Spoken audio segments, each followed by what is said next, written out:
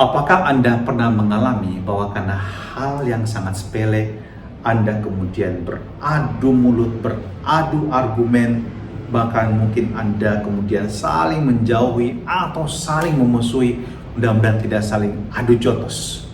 Dan seringkali terjadi bahwa kita merusak relasi kita dengan orang lain karena kita tidak mampu mengendalikan emosi kita. Dan kita tidak mau belajar satu kata ini, toleransi. Toleransi tidak berarti bahwa kita kehilangan posisi kita atau kehilangan apa yang kita pegang sebagai kebenaran. Toleransi adalah ketika kita melihat ada sesuatu yang mungkin berbeda dari pendapat kita, tapi kita tidak perlu merasa terlalu terganggu dengan perbedaan tersebut. Dan kita bisa membiarkan orang lain juga berpegang pada pendapat dia, pada pendirian dia dan sikap dia. Dan kita juga bisa set boundaries, kita juga bisa menjaga diri kita agar kita tidak perlu merasa dirugikan dengan sikap orang lain yang seperti itu. Dalam Injil hari ini konteksnya adalah bahwa ada orang yang bertanya kepada Petrus, apakah Yesus membayar pajak untuk bait suci? Setiap pria Yahudi berusia di atas 20 tahun punya kewajiban setiap tahun untuk membayar pajak bagi bait suci, yang jumlahnya adalah setengah shekel atau 2 dirham. Jumlah yang sangat kecil sebenarnya. Dan jumlah ini meskipun sangat kecil sebenarnya menjadi ungkapan lahiriah bahwa seseorang menjadi bagian dari umat pilihan Allah tersebut dan mau terlibat sebagai ungkapan tanggung jawab mereka. Sangat wajar sebenarnya.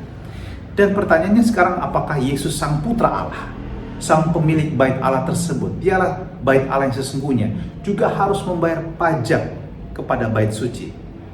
Petrus tahu siapa Yesus.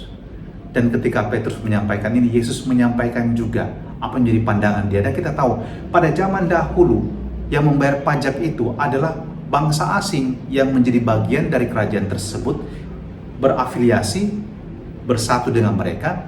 Dan boleh dikatakan penduduk dari kerajaan itu yang asli tidak perlu membayar pajak kepada sang raja. Yang membayar pajak adalah orang-orang yang dijajah.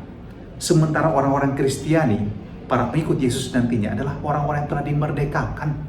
Mereka bukan lagi di bawah jajahan siapapun juga. Mereka anak-anak Allah yang lepas, bebas, merdeka.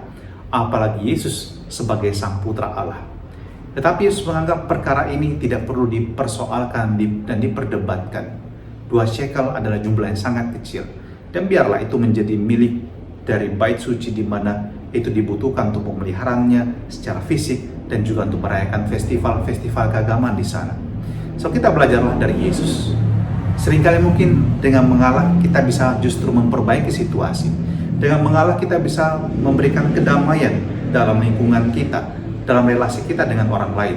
Bahkan seringkali dengan sikap mengalah kita juga dapat membawa orang lain untuk berefleksi mengenai pandangan dan cara hidup mereka.